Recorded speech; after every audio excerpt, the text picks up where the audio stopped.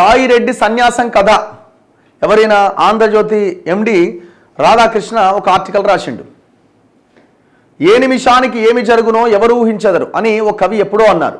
వైసీపీకి చెందిన రాజ్యసభ సభ్యుడు విజయసాయిరెడ్డి శనివారం నుంచి రాజకీయ సన్యాసం తీసుకుంటున్నానని ప్రకటించడం ఈ కోవలోకి వస్తుంది.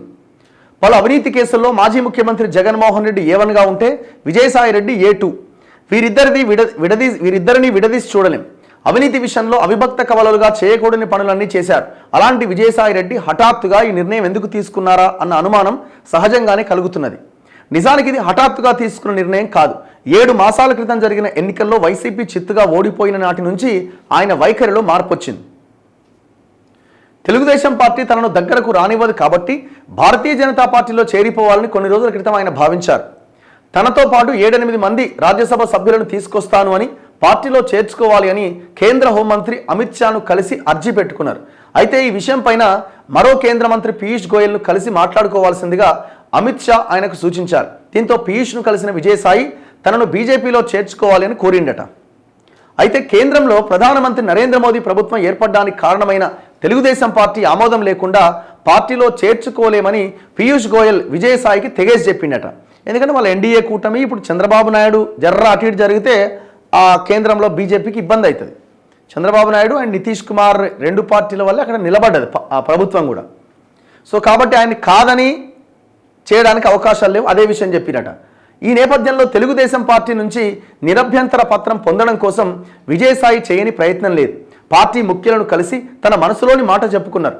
జగన్ రెడ్డి పైన పెండింగ్లో ఉన్న అవినీతి కేసుల్లో అప్రూవర్గా మారితే భారతీయ జనతా పార్టీలో చేరడానికి తాము క్లియరెన్స్ ఇస్తామని తెలుగుదేశం ముఖ్యులు ఆయనకు స్పష్టం చేసిరట. నువ్వు అప్రూవర్గా మారు జగన్మోహన్ రెడ్డిని దొంగ అని చెప్పడానికి. కానీ ఆయన మరి దీంతో ఆయన డైలమాలో పడ్డాడట.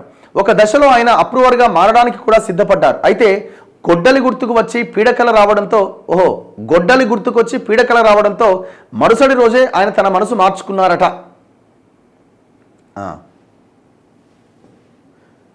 నా విషయంలో తన సవాల్కు కట్టుబడకుండానే విజయసాయిరెడ్డి అస్త్ర సన్యాసం చేయడం నాకు అస్సలు నచ్చలేదు.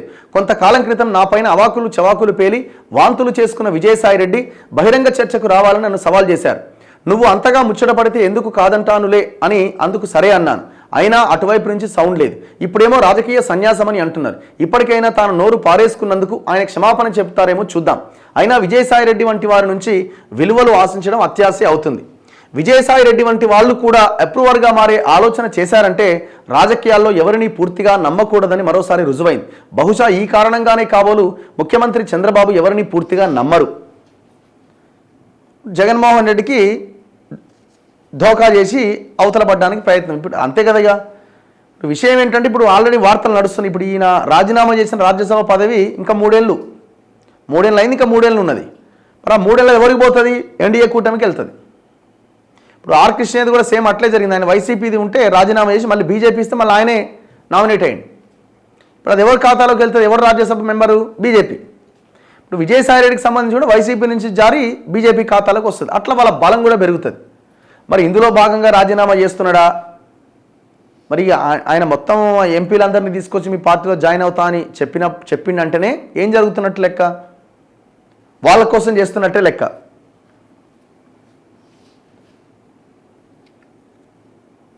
అది ఆయన విజయసాయిరెడ్డి సొంత స్వార్థ ప్రయోజనాల కోసం, భవిష్యత్తులో తనకి ఇబ్బంది కలగకుండా ఉండడం కోసం చేసిన రాజకీయ సన్యాసం ఇది. అంతకుమించి ఏం లేదు అక్కడ.